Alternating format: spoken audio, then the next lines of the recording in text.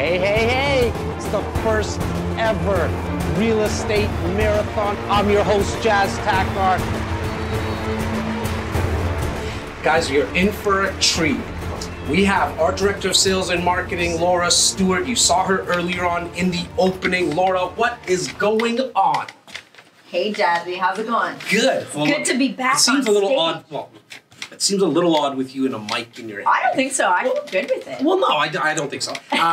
Because when we do the podcast, we have the stands and we have the mic set up. Now you got the handheld. I got the live. It's a little different. I know. I'm like channeling my inner Beyonce. I feel so like. Should I start singing? Should I start? No?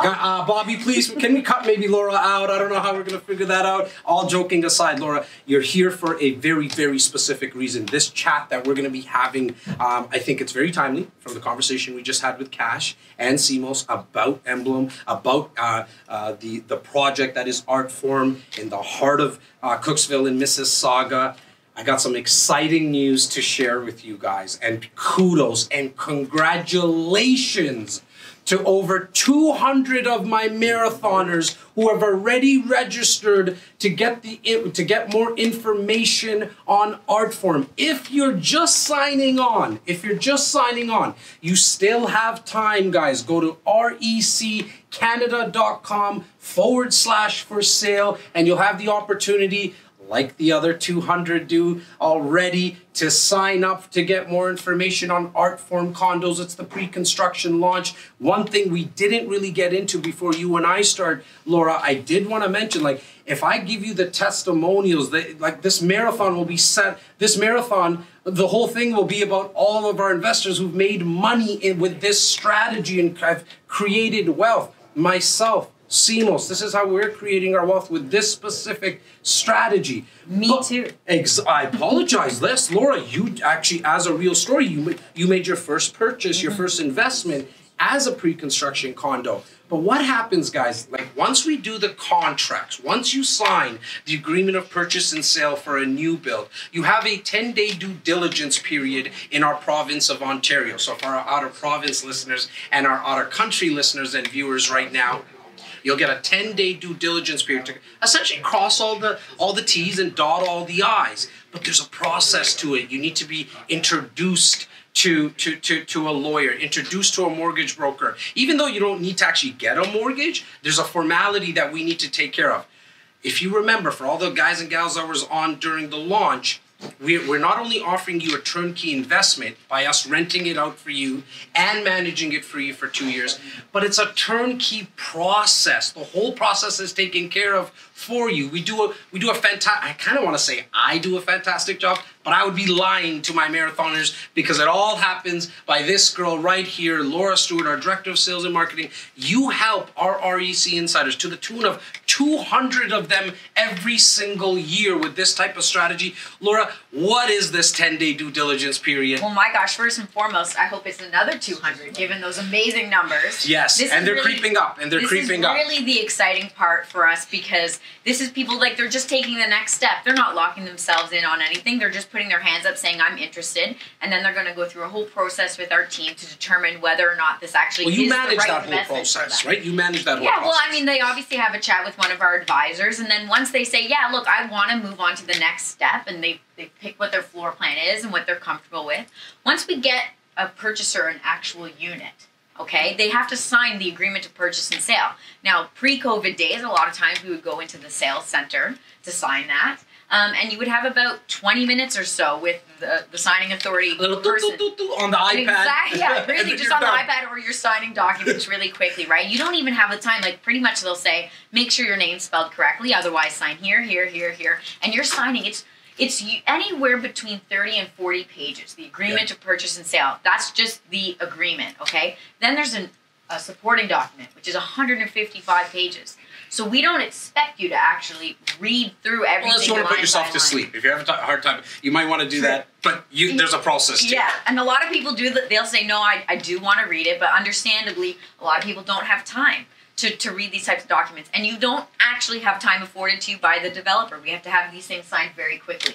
And so that's why in Ontario, by law, you are automatically given a 10-day due diligence period. And that allows the purchaser time to take the contract that they've just signed for. They're just in a conditional period, okay? So nothing's firm yet. And that gives you time to take the documents, to go home, review it yourself, or what we like to do is have a lawyer who actually knows what they're reading, review these documents. Well, and just before you go on to what the lawyer is going to be speaking about, what you need to look at, I'm so glad that you mentioned that that's the conditional period, because if you guys remember, for all the marathoners that were on earlier in the second segment that we did today, I spoke about acting. You need to act quickly in the Greater Toronto market, as we spoke about with Cash and CMOS. They're going to be increasing pricing on these units as they allocate them. So we need to act quickly. That doesn't mean act stupidly, meaning that tie it up. So the first step was you putting up your hand, going to reccanada.com/for sale. The next step is going to be speaking to somebody on our team. We're going to pick a unit, select a unit, do the agreement of purchase and sale. But because you're in Ontario, you get this 10-day due diligence to cross all the I's, dot all the T's, to speak to the lawyer. So what is that conversation going to look like for our investors in that 10 days, Laura? So first and foremost, you want to make sure that the lawyer specializes in pre-construction in the province of Ontario. Sometimes we'll have clients who are purchasing from BC and they say they have a lawyer, and I say, look, I understand, and 9 times out of 10 these agreements are probably quite similar to other provinces, but you want to be dealing with a lawyer who knows the legalities of the province in which you're buying, okay? So we'll put you in touch with a lawyer here if you don't have one. It's actually advantageous. The last project we did, we had a number of people using the same lawyer, and what we were able to do was have the lawyer review and sort of go back to the developer and fight for our clients on their behalf, because we had a bit more leverage, right? Because of the wholesale buying power. Look, we have 200 people that have registered for this already. First of all, we're not going to get 200 units. However, I also know we've done so many of these events for the last 15 years that so many people get caught up in the hype, and I think we do a great job in bringing you the project, bringing you the opportunity, explaining it well, but there's going to be so many that just put up their hand in haste. And so not to worry, because if there's 20, 30, 40, 50 purchasers that move forward with it, it's that wholesale buying power and that wholesale leveraging power that our lawyer has to go back to the developer. Exactly. So now we have a lawyer that we're comfortable working with. What they're essentially going to do, and hopefully, it really depends on the lawyer you're using. Some will charge you just to go over this part of the process with you, and then if you close with that lawyer in, say, 3-4 years, they'll put that money towards the closing costs. We work with a number of lawyers who will actually do this for service for our REC insiders exclusively at no cost, okay? So the lawyers really, keep in mind, whether you're buying this project, like the one we discussed today, or the one that we're going to be talking about in a year from now, 99% of all these contracts are written the exact same. There's really just a handful of law firms who are making these massive documents for the developer. Okay, so there's not much that's different, but that doesn't mean you don't want to have a lawyer review it. Really, what you want the lawyer to say is, hey, REC and the developer, they told me that there was all these incentives, these major incentives included. So we want to make sure that those are actually written into the agreement. Usually they're done via amendment, but sometimes they're actually embedded somewhere in that 40 pages that I was mentioning. Can we talk about those 2, 3, 4 incentives that are the major ones? There's some minor ones, and if we get to it in terms of timing, I want you to speak about the 2, 3, the cap development, free assignment, and rental during occupancy. So let's talk about the right to assign the unit. What that really means is that you're going to have the ability to sell the paperwork before the building's built. So that's the assignment, you mean, not the right to assignment. Sorry, the assignment. The right to assign the unit. My apologies. The right to assign the unit. So you can sell the paperwork before the building is built. People use that either as an investing strategy. Generally speaking, I like to say let's not go into purchasing pre-construction with the strategy that we'll assign, because if there's fluctuations in the market, you might not come out a winner in that regard. But some people, based on what's been going on in the city of Toronto, that's their investing strategy, and they'll sell the paperwork to a new buyer. It was really put into place for as a security blanket, right? Like if you're buying a property today for something that's going to be, even though in this project, Art Firm, it's going to be built quite quickly, like in 3 years, 3.5 years, because they're starting construction in the fall, financial hardship can happen. Yeah, life happens, right? People move away, they move to other countries, they have families. something happens with their parents and they have to buy them new houses, whatever it may be. So this allows you to sell the paperwork and get out of the deal before it closes. As an exit strategy. Exactly. So you don't need to get the mortgage. The second thing that you want to look out for is what I mentioned before, the right to lease during occupancy. So when you're buying a pre-construction condo, there's two important dates that you want to look out for. There's the occupancy date, which is what the developer writes into the agreement to purchase and sale. So let's say the occupancy, I believe for this one was 2024. Yes. The one that we mentioned before lunch, okay? So that's the occupancy date. That's a date that you get the keys to the unit, but you're not getting the mortgage and you're not closing title for that. That happens on registration/closing, which will be about 6 to 8 months after the occupancy date. So what that means is that you're essentially occupying the unit, you're paying an occupancy fee for 6 to 8 months, which is a great period of time, really, because you're allowed to lease during this time. You're going to get the rent from your tenant, but you're not paying a mortgage payment yet. So it's actually the highest cash flowing time that you're going to have. Yep. So our investors actually like it. Sometimes it gets extended a little bit longer. But don't get used to that cash flow. That's true. Because they're going to be a mortgage. But this property is cash flowing from the perspective of that the rental income will cover your expenses and you're not out of pocket. Exactly. So on closing now, we're going to have a bunch of fees because I mentioned the occupancy fee. Yes. So I'll say what's included in the occupancy fee. So you'll be paying your maintenance fees, which you'll be paying regardless when you close. Your property taxes, again, you'll be paying that regardless when you close. And then you'll be paying a small part of the interest that the developer's paying for your unit. So again, when you add up all those expenses, it's less than what you'll be paying when you actually close.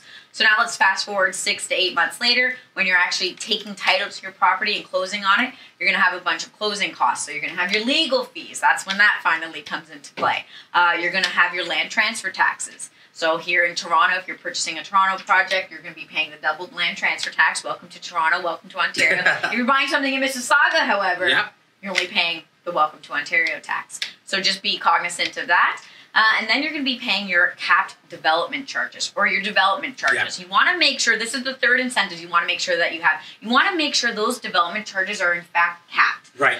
Because we don't know what the charges are going to be 3-4 years out from now, it's really hard to anticipate what they're going to be. And so you don't know if you have to save $2,000 or $20,000. And we've seen them come in as high as $20,000. I just saw one at $32,000. $32,000. So every year they're going higher and higher, and we want to make sure that they're capped. And so these are capped in and around $10,000 to $12,000. If it's a 1-bedroom or a 2-bedroom, they're all kind of so. If it comes in at $22,000, at least you're not out of pocket. Exactly. So if it comes in at less, you pay the lesser amount, and if it comes in at more than your cap charge, you'll only have to pay the part that was promised to you, and then the developer will have to eat the remainder. Exactly. Now, I want you to also go through HST, because speak to our investors, because everyone's kind of an investor here that's watching or listening. So what's this whole process of HST? How does it work? And there's good news at the end. Okay, so if you're an end user, so I'll just start there. If you're an end user, you're not going to be paying HST for your unit. That's considered part of the purchase price, okay? You as an investor, unfortunately, you will be paying HST on closing. So that's that latter date when we go through registration and all these other fees, okay? It doesn't work out to be 13% of the purchase price. It's actually just like a flat fee of $24,000 that you're going to pay on closing.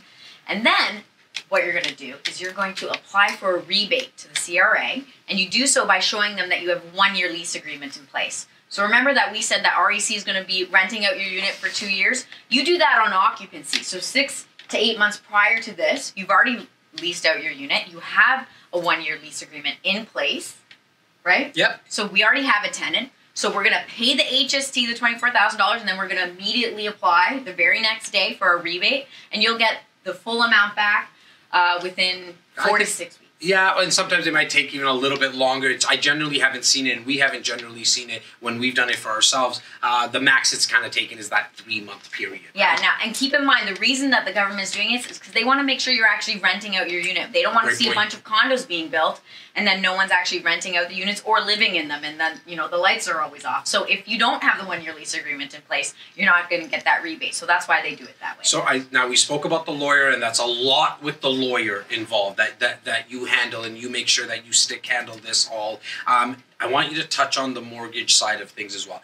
Because of this being a pre-construction condo, you obviously can't get a mortgage because title doesn't get transferred until actually closing, but there's a formality that needs to be taken care of. Yes, there is a formality. Within about 30 days of you signing for your agreement to purchase and sale, the developer does ask for a mortgage pre-approval. And I always explain this to our buyers and saying, this isn't a mortgage pre-approval like if you were going to buy a house and you go to the bank and say, what am I pre-approved for? Right. It's not that. It's not like a blanket letter from the bank saying you're pre-approved up to $700,000. This is very specific to what the developer needs to satisfy the lender's requirements. Ultimately, the developer needs to get construction financing. And in order to do so, they need to prove to that lender that everyone who's purchased a unit in this building is technically on paper, as of today, qualified to buy that unit. Okay? If they were going to be buying it today. Exactly, if they were going to be buying it today. It's more of like an assets and liabilities kind of check from one of our brokers, and we facilitate that as well,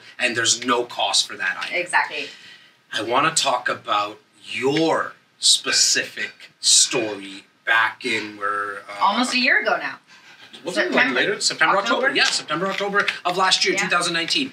Your first actual investment, because I know how scared you were at that time, if you don't mind me saying. And I say it a lot, right? Like, everyone is scared until they do it. And so talk about that a little bit, Laura. Well, it's so funny because I actually help, like you said, 200 people do this every single year. And I'd been doing it for at least 2 years. And I kept saying, I need to do this for myself. I need to do this for myself. I've seen how much money people have made on paper. Like, it's not like I'm not aware of what's going on. But then the next project would come up and I'd hum and I'd haw and I'd say, maybe the next one, or maybe there'll be one better. And I hear that a lot. Like, oh, do you think there's something better coming around the corner? And I have to tell you, I mean, my only regret is not having done it sooner, in all honesty, because it doesn't really matter. As long as the fundamentals, we've discussed them earlier today, like location, builder reputation, the incentives, as long as those all kind of make sense, you really can purchase. There's a lot of good projects out there to purchase. And as long as you purchase right up at the first access pricing, you're going to be able to take advantage of all those price increases as you go. And I must admit, you and Simos were with me signing. I was like shaking, writing checks. Who writes checks anymore? I didn't even know how to write a check. I was so nervous. And then within 7 days, I think they had increased it by $20,000. So the same unit, one below me, was $20,000 more expensive that they were selling for. And that's how that process goes. There's a reason why we have Laura manage this for all of our 200 investors every single year. As our guests have been coming into this virtual arena, as well as our Zoom guests, everyone's been saying the same thing. We're so grateful and we're so happy and so excited that they're finding value, our speakers. And I got an amazing speaker who's waiting on deck right now to come on. They've all been saying the same thing. How did you guys organize this? You're not really truly an events company. You're a real estate company. It's all because of this girl here. Laura, like what you've done with everything, your checklists and your systems and all of that you do, that's who you would want to walk you through the process when you're signing an agreement. Yeah, I essentially took the same creative juice, I guess, that I used for the pre-construction process and applied it to this. I'm doing the best I can, so I really hope you guys are enjoying it. It's tough to keep you boys like up to speed and in place. Oh, watch who's coming on next. Trying to get him. I'm gonna have to actually get the hook. 100%. Somebody did have a question that just kind of came up in my peripheral. How long does it take to get to the HST back? Well, we've seen 4 weeks, but I would probably on average 6 weeks. Yeah, 6 to 8. So I think that's great. I think you budget for that. You need to budget for that. Budget for that $24,000 at closing. And there's also companies you can use. How does that work? Provide you the loan. So one that comes to mind, HST Relief. Yeah. They'll actually provide you with the loan for the HST and then do all the documentation and paperwork that's required to get the HST back. Obviously, they'll keep it, and it's a fee of $1,500. Awesome. Laura, thank you for your time. You're going to be in and out of this room all day. You'll be joining us again at the finish line as well. Anything you want to leave our investors with today? Take the next step. Oh, wow. Okay. That's all. Well, you hear her raspy voice all the time on the podcast at the REC Experience. Make sure you search it on any podcast platform and on YouTube. Again, thanks so much.